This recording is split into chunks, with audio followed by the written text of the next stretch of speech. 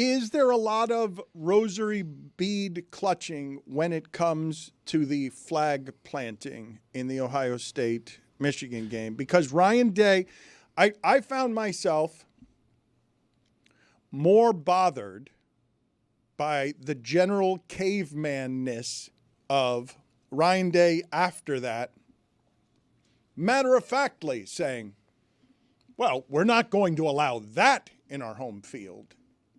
Like, you can beat us on our home field, but you cannot plant the flag after you beat us. But just the whole idea of here's this bad, ugly optic thing, even though we all kind of know this is emotional, this is violent, and throughout the weekend, there were times that people are fighting because there's physical stuff all over the place that escalates. And the most emotional time is right after you've lost on your home field. So I get why it is that he would be bothered by that. I'm speaking to the climate of caveman that after that loss takes a certain pride in, we wouldn't allow that. That's a bridge too far. But people talking about me being fired when I'm one of the winningest coaches there is by percentage over the last 5 years because I can't beat that team anywhere.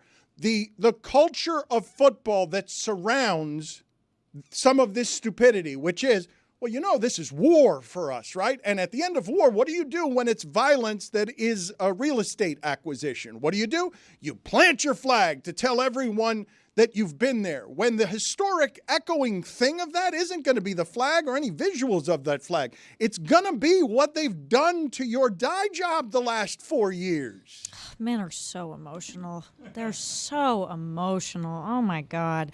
I'd actually like to talk about that, like just the game, everything that sort of transpired before Rose got pepper sprayed.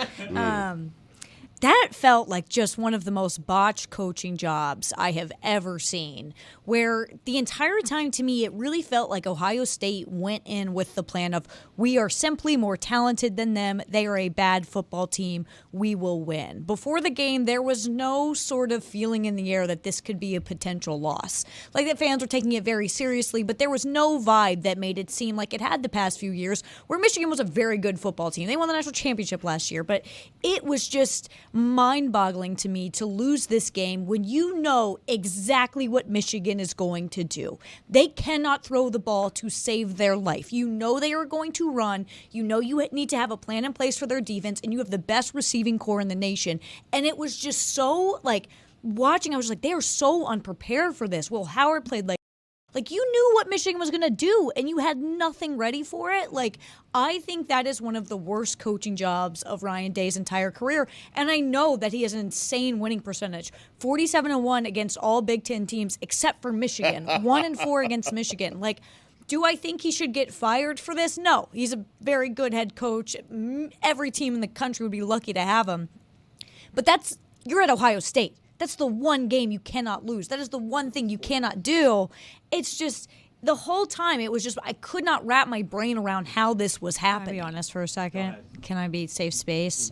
Mm-hmm. Not loving the 12-team playoff right now. Wow. Really? Wow. Not loving it. Wow. Like I'll love it in. Finally. I'll love it in like 3 weeks. Mm-hmm. But it was like when Ohio State lost to Michigan like that, I was like, that used to kill a season. And like technically it still did sort of kill their season. They're very, very sad. They're sad, but they're in the playoffs. Yeah, they're in the playoff. Right. I do think there is like more parity in the sport than we've seen in a really long time, but it's still very much my fear coming into the season, which I think has remained the same, is that the top are so much better than the rest. Like even if you look at the way that Texas A&M game went, I know the score made it seem a lot closer than it was, but that was not a close game by any means. Texas dominated across the board, and that was, 2 top 25 teams. I just think that I think we're going to see a lot of like blowouts in the first round, and I don't know. I'll be happy in 3 weeks because then it'll be like, oh my God, there's so much college football for me to watch and go to. Like, that's going to be awesome. But right now I'm like, man, some of these losses used to mean a lot more. I don't specifically apply that to like rivalries don't mean as much because like obviously you saw with Michigan, Ohio State, but like, right. I don't know. I have I mean, a doesn't hit question. the same. I have But a now Ryan Day can win the national championship, and all will be forgiven.